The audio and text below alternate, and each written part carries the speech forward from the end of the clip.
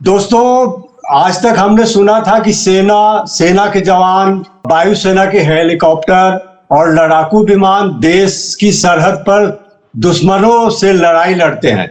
लेकिन आज अब सुनने में आ रहा है कि देश की जो सेना है वो अब परीक्षा केंद्रों पर परीक्षा में कोई चूक नहीं हो उसकी निगरानी करेगी, परीक्षा पत्र लीक नहीं हो इसकी निगरानी करेगी। मतलब जो देश की सेना है, अब जो प्रशासनिक जो काम है उसका दायित्व जो है अब सेना संभालेगी। प्रधानमंत्री सीधे सीधे जो परीक्षा होने वाली है नीट की 21 जून को, उसकी निगरानी करेंगे और उनकी निगरानी में सेना के जवान, एयरफोर्स के विमान और तमाम जो मिलिट्री के जो साधन है उनको लगाया जाएगा परीक्षा केंद्रों पर।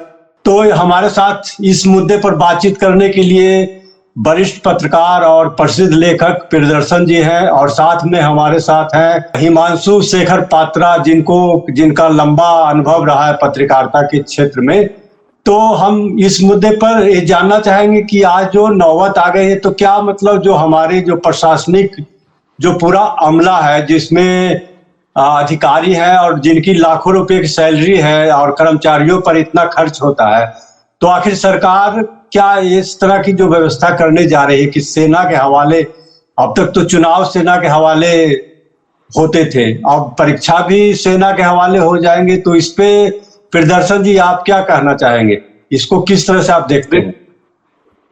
देखिए विनोद जी, सच क्या है कि ये असल में हमारी पूरी लोकतांत्रिक व्यवस्था की जो टूटन है उसका एक और प्रमाण है। सेना को दरअसल बैरकों में सेना सबसे अच्छी लगती है, सरहदों पे वो होती है। हमारे यहाँ दोहरा खेल होता है। एक तरफ आप सेना के नाम पे राजनीति सारी कर रहे हैं, सेना का काम बैरकों में रहना था। आप देखिए कि ऑपरेशन सिंदूर के बाद जो प्रेस कॉन्फ्रेंस उसके साल भर बाद हुई, उसमें भी तीनों सेनाओं के प्रमुखों से कहा गया कि आप प्रेस कॉन्फ्रेंस करें। कायदे से उनको नहीं करना चाहिए, क्योंकि आपको मालूम है कि आपकी व्यवस्था पे भरोसा नहीं रहा, और वो भरोसा इसलिए नहीं रहा कि व्यवस्था तार तार चुकी है। लेकिन ये तार तार क्यों हुई? ये इस पे आपने इतना बोझ डाल दिया है जो पूरी, मतलब एक तो चुनाव में आप जो इस्तेमाल करते हैं सेना का या सुरक्षा बलों का, वो बहुत अच्छी चीज नहीं है। हम 70 साल में अपने लोकतंत्र को इतना परिपक्व नहीं बना सके कि सेना या सुरक्षा बलों के बिना चुनाव करा सकें, तो ये हमारे राजनीतिक दलों की विफलता है।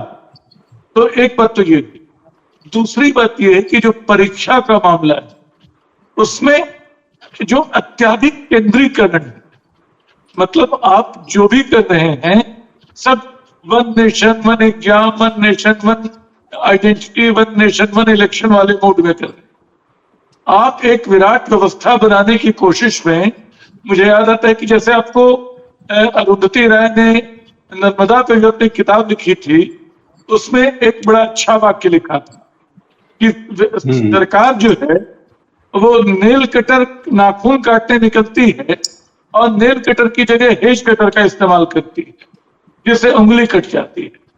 तो इतनी विराट व्यवस्था बनाना चाहते हैं, उसमें वाकई छात्रों की उंगली कट रही है।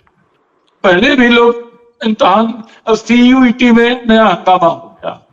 भाई विश्वविद्यालयों में दाखिले के लिए इतने बड़े इम्तहानों की क्या जरूरत थी, जिसके लिए बच्चों को नए सिरे से कोचिंग लेनी पड़ रही। नीट का इतना भयानक केंद्रीकरण क्यों जरूरी था? पहले भी डॉक्टर बनते थे और वो आज की तुलना में आप पुराने डॉक्टरों को याद कीजिए तो ज्यादा भरोसेमंद होते थे। लेकिन आपने क्या किया कि पूरी व्यवस्था के केंद्रीकरण की। और ये केंद्रीकरण का काम क्यों हो रहा है? आप सारी सत्ता अपने हाथ में रखना चाहते हैं। आप चाहते हैं कि जो भी फैसला हो आपके डंडे से हो। वहां जब वो नहीं हो पाता है, जब आपका NTA नाकाम रहता है, जब आपकी दूसरी व्यवस्थाएं नाकाम रहती हैं, जो पूरा का पूरा आपका सिस्टम है वो करप्ट निकलता है, कहीं वो पेपर लीक में दिखाई पड़ता है शामिल, कहीं किसी दूसरी तरह की गड़बड़ी में, तो आप सेना की मदद लेने पहुंच जाते हैं, जो किसी भी लोकतंत्र के लिए बहुत अच्छी बात तो नहीं, बिल्कुल बुरी बात। सेना का बहुत सम्मान होना चाहिए, लेकिन सेना को अपनी हरकतों से, इन चीजों से दूर रखें। ये मूल बात है। जी, तो हिमांशु जी, जैसा कि प्रियदर्शन जी ने कहा कि सेना का जो इस तरह से तो दुरुपयोग ही है, जो उनका काम है सेना का, तो हमारे जो मंत्रालय हैं, जो हमारे शिक्षा मंत्री हैं और जो एनटीए है, वो क्या करे, उसका क्या दायित्व है? उसको क्यों नहीं उस पे लगाम लगाया जाता है? उसको क्यों नहीं उसके इस्तीफा मांगा जाता है? शिक्षा मंत्री से हर जगह इस्तीफा की मांग हो रही है, और एनटीए है, वो है क्या? मतलब उसके बारे में आखिर ऐसा, बाकी आईआईटी में तो ऐसा नहीं होता है कि उसका क्वेश्चन पेपर लीक हो जाए या दोबारा क्वेश्चन परीक्षा आयोजित करना पड़े, या अभी देखा कि जो इसमें बोर्ड अभी उसका जो है सर्वर डाउन हो गया, तो 2 घंटे बच्चे जो है धूप में खड़े रहे। लाखों, माने 23 लाख बच्चे, लड़के दे रहे हैं, स्टूडेंट्स दे रहे हैं एग्जामिनेशन, और क्वेश्चन पेपर तो लीक हो रहा है, कहीं सर्वर डाउन हो रहा है, कहीं कुछ अलग तरह की समस्या आ रही। विदेशों, अमेरिका और कनाडा, ऑस्ट्रेलिया, बाकी देशों में तो ऐसा नहीं देखने में आता है कि वहां पे क्वेश्चन पेपर लीक हो जाए। तो इस तरह की समस्या भारत में क्यों है, और फिर इसकी जिम्मेदारी कौन तय करेगा? जैसे सुप्रीम कोर्ट ने कहा था अभी कि भाई जिम्मेदारी तय होनी चाहिए, तो आखिर शिक्षा मंत्री किस लिए है? जब सब काम प्रधानमंत्री की निगरानी में होगा और सेना ही करेगी, तो फिर इस तरह की शिक्षा मंत्रालय और तमाम तरह के विभाग, और एनटीए है क्या, उसके बारे में थोड़ा सा बताएं कि एनटीए क्या है और उसकी जो संरचना है वो किस तरह से काम करती है, क्या उसी में कुछ खामी है क्या? नहीं, देखिए, ये किसी तरह का भी कोई भी एग्जाम हो, पहले भी हो क्या आ रहा था 70 ईयर्स का, कि इससे जो जितने भी पीछे भी वो है, जैसे प्रियदर्शन जी ने बताया कि मेडिकल का जो है, अभी भी लोग पुराना जो डॉक्टर्स है उनका पर ज्यादा विश्वास रखते हैं। वो कहाँ से निकल गया है? इस तरह से व्यवस्था से नहीं था, लेकिन अपना हिसाब से होता था। देखो, 2-3 चीजें इसमें है। एक तो आपका एजुकेशन जो है ना, ये है स्टेट का है, ठीक है ना। ये जितना सेंट्रलाइज करेंगे उतना दिक्कत होगा। चलो, ये तो बड़ा दूसरा एरिया का बात है। लेकिन अब जो रिसेंट जो आप एनटीए के बारे में बता रहे थे, एनटीए से पहले, NTA first of all is not a statutory body. UPSC की दूसरा ऑर्गेनाइजेशन जैसे है, पार्लियामेंट का एक्ट से बनता है। ये बिल्कुल एक एनजीओ है, आप देख लीजिए, बिल्कुल एनजीओ है। उसका जो help of the organisation, NTA का जो हेड डीजी होते हैं, ये आते हैं क्योंकि दूसरा सर्विस से, कोई भी मिनिस्ट्री से, इवन एजुकेशन मिनिस्ट्री में, उसमें उसके लिए आते हैं वहां पर, जो आपको है ना ऑन जॉब जो जाते हैं। कोई जिम्मेदारी नहीं है, प्रतिनियुक्ति जिसको कहते हैं। वही मैं बता रहा हूँ, ऑर्गेनाइजेशन ये स्टैट्यूटरी बॉडी नहीं है, और उनको एक डेपुटेशन में एक आईएएस ऑफिसर को डीजी बना देते हैं, और 2-4 उसी तरह से रखते हैं। और जो नीचे लेवल का ऑफिसर से लेके right to the bottom to the peon, सब थर्ड पार्टी का है, तो उनका कोई रेस्पॉन्सिबिलिटी नहीं है। आप जो डीजी जो जाते हैं, जो काम करते हैं, जो भी एडवाइस में काम करते हैं, उनका कोई अकाउंटेबिलिटी नहीं है। किसको पकड़े भाई? कोई चीज तो वो हो। स्टैट्यूटरी बॉडी में क्या होता है, चाहे यूपीएससी हो कि स्टेट का जो पब्लिक सर्विस होता है, वो एक अकाउंटेबिलिटी है, उनका सिस्टम है। ये जब चाहते हैं वो चेंज कर देते हैं। और दूसरा बात है, जो हमारा एजुकेशन मिनिस्टर जो है, is not very much clear. कौन सा एग्जाम लीक नहीं हुआ आप बताओ? नीट यूजी के बारे में बता रहे हो आप, यूजीसी नेट इससे हो चुका है। यूजीसी नेट जो लेक्चरशिप के लिए, आप देखो सीएसआईआर यूजीसी नेट, वो भी लीक हुआ है। एसएससी जीडी भी है। सीबीएसई का तो आप देखते हैं, सीबीएसई 12th का किससे इवैल्यूएशन पेपर है। ये देश में एग्जाम्स और जो यंग एंड यूथ के साथ एक मजाक बना के ये लोगों ने रख लिया है, और ये सोच रहे हैं कि बाहर कंट्री को कुछ पता नहीं चलेगा। बाहर कंट्री को यही पता था, उनको समझ में भी आ गया। पिछले विनोद, आप जानते होंगे, पिछले प्रोग्राम में भी मैं वही बता रहा था, जो फॉरेन सेक्रेटरी की जो फॉरेन मिनिस्टर भी बने हैं, ये हर काम के लिए वही प्राइम मिनिस्टर को देखते रहते हैं, वहां से क्या ऑर्डर होगा तब मैं करूंगा काम।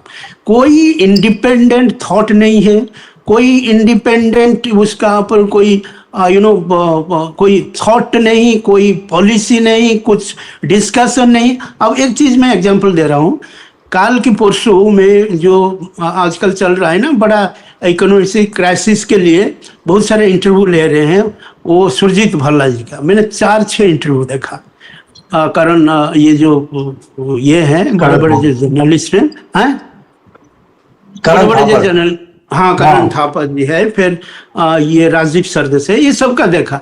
लेकिन उनका कहना है कि मैं जब जाता था पीएम ऑफिस में, कोई वहाँ कुछ डिस्कशन उस तरह से नहीं है, सिर्फ आपको कुछ लाइन बता देते हैं, ये गाइडलाइन है, ये चीजें हैं, वो करते रहिए, जैसे हो रहा है।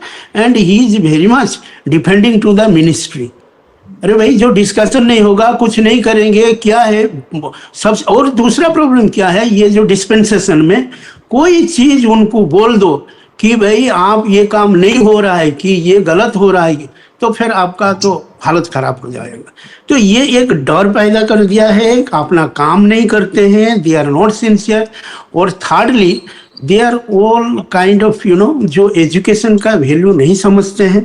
हम जानते हैं, हमारे बच्चे भी, वो भी मेडिकल, मेरा बेटी भी दे रही थी, कितना प्रेशर होता है क्लास 9 से, 9, 10, 11, 12, इसके बाद आकाश दौड़ो, जेई जाओ, ये वो, ये कर करके थक जाते हैं। हाँ, मैं बड़ा सिंपल बता रहा हूँ, एक बच्चे को आप डॉक्टर बनाने के लिए आप बूढ़ा हो जाते हैं।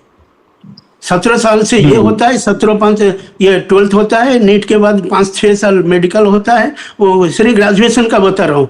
23-24 साल हो जाए, इसके बाद आप तो कोई एमबीबीएस को पूछता नहीं है, आप तो जाना पड़ेगा ना स्पेशलाइजेशन में, वो 3 साल 4 साल लग जाता है, और 24-4-5 साल का 29-30 हो जाता है। And if your age is at the 30 आप स्टार्ट करते हो, आप 60 हो जाते हैं एक बच्चे को पढ़ाने के लिए। वो सीरियसनेस नहीं है ना, ये रिफ्लेक्ट नहीं करता है इनको ना। ये तो सोचते इसे चल रहे थे, 400-300 मर गए रेल एक्सीडेंट में, कौन किसको पूछा? बालेश्वर में हुआ ना कांड, 300 लोग मरने के बाद कुछ नहीं है, 2-2 लाख दे दिया तो 5-5 लाख हो गया, काम खत्म। अब ये जो इतने लोग, देखिए मैं एक बता रहा हूँ, व्यापम जो था, एक चीज विनोद, मैं एक चीज जोड़ना चाहता हूँ। मध्य प्रदेश का जो व्यापम घोटाला था, ये एक पायलट एपिसोड उन्होंने चलाया, ठीक है। जैसे वहां सक्सेस हो लगे, करीबन 52 आदमी का जान भी गया, उसके बाद दे थॉट ऑफ कि इसका आउटकम कुछ तो किसी को पता नहीं चला क्या हुआ, बस ऐसे चलता रहेगा। But it is became a industry. ये जो पेपर लीक एक इंडस्ट्री हो रहा है, और पैसा मिंट कर रहे हैं लोग, यही है। ऊपर तो से ही कुछ गड़बड़ी है कि घटनाएं पहले भी आती थी, मतलब हम बचपन में ही सुनते थे कि परीक्षा में जाके कुछ लोगों ने चोरी कर लिया, पास हो गए। लेकिन वो था कि मैंने कॉलेज या स्कूल लेवल पे ही जो कुछ बच्चे चोरी करके कुछ पास कर लेते थे, लेकिन फिर भी कहते थे कि भाई ठीक है, तुम स्कूल कॉलेज में तो पास कर लोगे, लेकिन कंपटीशन में कैसे पास करोगे? अगर टैलेंट नहीं है तो आपको आगे कॉम्पिटिटिव एग्जाम देना होगा। लेकिन अब तो कॉम्पिटिटिव एग्जाम माने उस तरह की तमाम तरह के कंपटीशंस में ही इस तरह के क्वेश्चन पेपर लीक हो रहे हैं। या जो मेडिकल की परीक्षा है, पहले तो ऐसा नहीं सुनते थे कि मेडिकल की परीक्षा में भी धांधली हो गई। तो हमारा मतलब पिछले ये तो कई सालों से प्रॉब्लम है, और आज वो प्रॉब्लम और बढ़ रही है। परीक्षा या शिक्षा में जो गड़बड़ियां हैं वो और बढ़ रही है। तो हमारा देश मतलब कैसे हम कह रहे हैं कि विश्व गुरु बन गए, जब आप क्वेश्चन तरीके से नहीं ले पा रहे हैं तो आप विश्व गुरु बनने का दावा कर रहे हैं तकनीकी दक्षता में। और ये हमारे देश ने इतना आविष्कार किया, तकनीकी रूप से हम बहुत आगे बढ़ गए। कहाँ आगे बढ़े, जब आप एग्जाम नहीं ले पाते, आपका सर्वर ठप हो जा रहा है, लोग इंतजार करते रहते। तो इसका क्या मतलब समाधान क्या है प्रियदर्शन जी? हाँ, देखिए असल में एक तो केंद्रीकरण की जो समस्या की और मैंने बात की, 2 और संकट हैं जो इस पूरी शिक्षा प्रणाली को बिल्कुल ध्वस्त कर देते हैं। इस पे आऊंगा, लेकिन पहले आपने जो एक सवाल छोड़ा था कि जिम्मेदार कौन, शिक्षा मंत्री ने 4 दिन पहले कहा कि उनकी जिम्मेदारी। जिम्मेदारी है तो इस्तीफा देके अलग हो, दूसरों को जिम्मेदारी सौंपे। ये सरकार ये नहीं करती है क्योंकि सारी शक्तियां प्रधानमंत्री के हाथ में नहीं थी। हालत ये है कि परीक्षा पे चर्चा वही करते रहे। हर इम्तिहान के पहले बच्चों को पास एग्जाम की तैयारी के नुस्खे बताते हैं प्रधानमंत्री। जो काम पहले स्टेशन मास्टर का होता था किसी ट्रेन को हरी झंडी दिखाने का, या रेल मंत्री का होता अधिकतम, वो प्रधानमंत्री करने लगे हैं कि हर वंदे भारत ट्रेन को हरी झंडी दिखा रहे हैं। तो ये जो केंद्रीकरण की समस्या है वो सीधे शीर्ष पे चली, यानी प्रधानमंत्री के नीचे कोई काम नहीं। एक तो ये। दूसरी समस्या जो शिक्षा की, जिसकी बात आप कर रहे थे कि हमारे स्कूल कॉलेज में भी नकल का बड़ा एक जोर था और बहुत कुछ होता था। असल में शिक्षा की जो सबसे बुराई है, बड़ी बुराई है, वो परीक्षा। परीक्षा को हमने शिक्षा का पर्याय बना डाला है। मतलब बच्चों को भी मानने लगे हैं कि ये बच्चा 60 नंबर लाता है खराब बच्चा है, और जो 90 नंबर लाता है अच्छा बच्चा है। बच्चों को नंबरों में बदल है। अब शिक्षा का पूरा मकसद बस नंबर लाना हो गया है। इसके अलावा पढ़ाई का कोई मकसद रह नहीं गया है। सारे के सारे करप्शन जो है सिर्फ परीक्षा से जुड़े, यानी चाहे पेपर लीक हो, चाहे ट्यूशन हो, चाहे कोचिंग का इतना भयानक कारोबार हो। यानी जिस दिन नीट के एग्जाम कैंसिल होने की खबर आई, अगले दिन तमाम अखबारों में विज्ञापन बड़े बड़े थे कोचिंग इंस्टीट्यूट के कि चिंता मत कीजिए, हम आपकी फिर से तैयारी कराएंगे। तो परीक्षा की जो निर्भरता बिल्कुल क्लास नर्सरी से शुरू हो जाती है। असल में हम लोग इस बात पे विचार ही नहीं करते हैं कि क्या इसके बाहर कोई रास्ता है वो रास्ता हम लोगों ने जोड़ दिया है। मतलब एक टीचर जो नर्सरी में पढ़ाता है अपने बच्चों के बारे में बता सकता है कि ये अब नर्सरी का पाठ पढ़ चुके हैं, क्लास 1 में जाएंगे, कोई फर्स्ट नहीं होगा, कोई फेल नहीं होगा। क्लास 1 में, क्लास 2 में, तब टीचर सिर्फ एक एजेंट नहीं रह जाता। जो शिक्षा की सबसे महत्वपूर्ण कड़ी है शिक्षक, उसको तो आपने बिल्कुल बेमानी बना दिया है। उसको एक मामूली एजेंट तो बना दिया है, गिग वर्कर की तरह शिक्षा मित्र रख रहे हैं। और जो शिक्षक है उसको कभी SIR जैसे काम में लगा रहे हैं और कभी जनगणना में लगा रहे हैं। तो शिक्षक को छोड़ के जब परीक्षा इतनी केंद्रीकृत हो जाए तब एक संकट होगा। तो तीसरा संकट जो है वो डिजिटलाइजेशन का, यानी हम लोग डिजिटल होने पे कुछ ज्यादा जोर देते। कोविड का जो पीरियड था उसने बताया कि डिजिटल डिवाइड कितनी खतरनाक है, कि जो शहरों के बच्चे हैं, जो अमीर बच्चे हैं, उनके पास बहुत अच्छे फोन हैं, उनके पास अच्छा कनेक्शन है, और गरीब घरों के बच्चे अपने बाप से झगड़ा कर रहे हैं कि एक फोन दे दो, और उसमें बच्चों के खुदकुशी करने तक की खबर आई। अब वो डिजिटल डिवाइड कुछ ज्यादा बड़ी हो गई है। CBSE के एग्जाम में जो OMS का तरीका निकाला गया, क्यों निकाला गया? कायदे से आपको शिक्षकों पे भरोसा ही नहीं कि कॉपी काट सकते हैं। अब तक सारे इम्तिहान इसी तरह होते रहे, शिक्षक पे आपने भरोसा किया। आप ये सब छोड़ के अचानक तकनीक पे चले गए हैं, जो तकनीक अभी आपके पास पूरी नहीं, आपका सिस्टम फेल हो जाता है। एग्जाम 1 घंटे लेट से शुरू होता है। जो बच्चे बेचारे एग्जाम दे रहे हैं उनके पास भी छोटे शहरों में, गाँव में वो सिस्टम नहीं है कि ठीक से उसकी प्रैक्टिस कर सके। तो ये जो पूरी शिक्षा प्रणाली है उसको केंद्रीकरण ने, परीक्षा पे अत्यधिक जोर ने, और परीक्षा में होने वाला या डिजिटाइजेशन जो है इसने बर्बाद करके रख दिया है। हम लोगों ने शिक्षा के बारे में ठीक से विचार करना छोड़ दिया। आजकल AI मॉडल की बात हो रही है कि AI मॉडल बच्चों को पढ़ाएगा। मैंने कहा कि जीवन में कलम उठाना, पेंसिल उठाना, लकीर खींचना और उसको मिटाना भी, erasing also is a part of learning. मिटाना भी जीवन में सीखने का ही काम है। जीवन में सब कुछ बना नहीं रहता है, कुछ मिटाना भी पड़ता है, नए सिरे से सीखना पड़ता है। ये धीमे धीमे चलने वाली प्रक्रिया है जो तकनीक के नाम पे आप बर्बाद कर रहे हैं। और इन सबका जो समेकित असर है वो कभी CBSE के रिजल्ट के मूल्यांकन को लेकर दिखाई पड़ता है, कभी नीट की फेलियर को लेकर दिखाई पड़ता है, कभी CUET के एग्जाम में डेयरी को लेके दिखाई पड़ता है। ये सारी चीजें हैं जो बता रही हैं कि हमारी पूरी व्यवस्था जो है कम से कम शिक्षा और परीक्षा के मामले में फेल हो चुकी है। और इस फेलियर का नतीजा धर्मेंद्र प्रधान नाम के शिक्षा मंत्री को सबसे पहले भुगतना चाहिए, जो अभी तक अपनी जगह पे बैठे। विनोद जी। हाँ, तो लेकिन अभी तक जैसा कि आपने कहा कि शिक्षा मंत्री तो छोड़िए, उनका क्या इस्तीफा होगा, जो एनटीए है उसके जो जिम्मेदार पदाधिकारी जो ऊपर के लोग हैं, छोटी छोटी मछलियों को तो पकड़ लिया गया, लेकिन जो टॉप पर बैठे हुए जो लाखों जिन पे जिम्मेदारी है, लाखों रुपया उसके लिए लेते हटा देंगे, एनटीए चीफ को हटा देंगे। सुप्रीम कोर्ट ने कहा है, जितनी फटकार लगाई है सरकार के लिए बड़ा आसान है। अंततः बड़ी मछली भी किसी और बड़ी मछली के आगे छोटी हो जाती है। तो बड़ी मछलियों की भी रैंकिंग है, छोटी मछलियों की भी। तो जहां अपने ऊपर आंच आएगी एनटीए चीफ को हटा देंगे। लेकिन आप वो योग्यता का मामला नहीं, एक पूरी व्यवस्था का मामला है जो आपने बदहाल कर रखी है। आप इतना भयानक सेंट्रलाइजेशन क्यों चाहते हैं? आप उसको विकेंद्रित ढांचों में रखें जैसा पहले होता। आप सारी संस्थाएं बंद करके यूजीसी तक को बंद कर रहे हैं, शिक्षा के क्षेत्र में जो प्रयोग हो रहे हैं। तो इससे शिक्षा राज्यों का विषय है, राज्यों के बोर्ड बर्बाद हो चुके हैं। हम तमाम लोगों ने बचपन में जो पढ़ाई की, मैं बिहार बोर्ड से पढ़ के आया हुआ छात्र, और हमारे समय के तमाम बच्चे यही करते थे।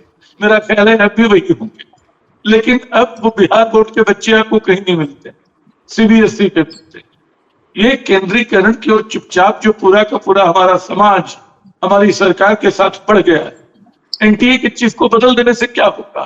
सजा तो उसको कोई मिलने से रही, पूरी व्यवस्था ओवरऑल करने की जरूरत है। नहीं, पिछले बार देखिए 2024 में भी जो हुआ था नीट का, उनका जो डीजी थे उनको तो प्रमोशन मिल गया ना, उनको ट्रांसफर कर दिए थे। उसके बाद वो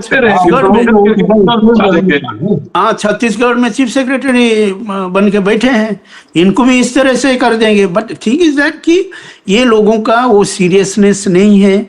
ये जो सेंट्रलाइजेशन बता रहे हैं, मुझे मैं एक एग्जांपल दे रहा हूँ, आप बताइए कि सेंट्रलाइज करके जो आप नीट से जो मेडिकल जो स्टूडेंट जो निकलेंगे, उनको सपोज कोई पंजाब का बच्चे जो है ना, वो चला गया तमिलनाडु में, तमिलनाडु का लोकल जो पेशेंट है उसके साथ कौन सा डायलॉग वो करेगा बताओ? पंजाबी समझ सकता है Tamil Nadu?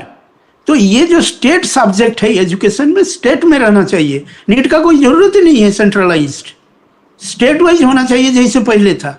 What is the wrong? मुझे बताओ कि आप उड़ीसा में जाएंगे, मैं उड़ीसा का हूँ, आप वहाँ का पेन कर रहा है, उस साइड में वो अलग लैंग्वेज है, वो जाएगा कश्मीरी का बच्चे की उसमें वो क्या समझेगा बताइए? उनको आधा हिंदी तो समझ में नहीं आता। तमिलनाडु, केरला, कर्नाटका, आंध्र प्रदेश, वो क्या समझेंगे बताओ? अब जो सेंट्रलाइज जो हो ही रहा है, डॉक्टर भी तो सेंटर से जाएंगे ना, वहाँ से वहाँ, वो ये तो नहीं है वहाँ पर उस तरह का। That's a lot of problems. आप देखिए तमिलनाडु में बता दिया ना, वो जो न्यू चीफ मिनिस्टर है विजय थलापति, बोलते हैं कि भाई ये तो गरीब बच्चे तो नहीं मिलेगा फिर एडमिशन, जो 12th का जो हाईएस्ट मार्क रहेगा वही एडमिशन लेगा, वो होना भी चाहिए। और स्टेट लेवल में बिल्कुल मेडिकल को पूरा स्टेट लेवल के लेके जाना चाहिए, क्योंकि medical is not a engineering. अब जहां भी जाओ वो टेक्नोलॉजी काम करता है, is not a technology, it is a human face, human behaviour, human psychology plus medical science. ये चारों को मिलके आप एक पेशेंट को ट्रीट करेंगे। अब वो सब चीज़ एक एक इनको आई टेल यू कि ये जो है ये सीरियस नहीं है, ना तो पढ़ाई में सीरियस है। आप बैकग्राउंड देखिए सब मिनिस्टर्स का, आप देखिए क्या बैकग्राउंड। जहाँ पर हमारा देश में जो एचआरडी मिनिस्टर से सब कुछ तो जो जानते हैं, मैं क्या बताऊँ ये सब चीज़ें। तो ये कोई चीज़ में सीरियस नहीं, सिर्फ they are serious for election and chair. ये मिल जाए, हम शासन करते रहें। 80 करोड़ जो पहले बताते थे कि हम 80 करोड़ लोगों को अनाज देते हैं, कितना प्राउड फील करते थे।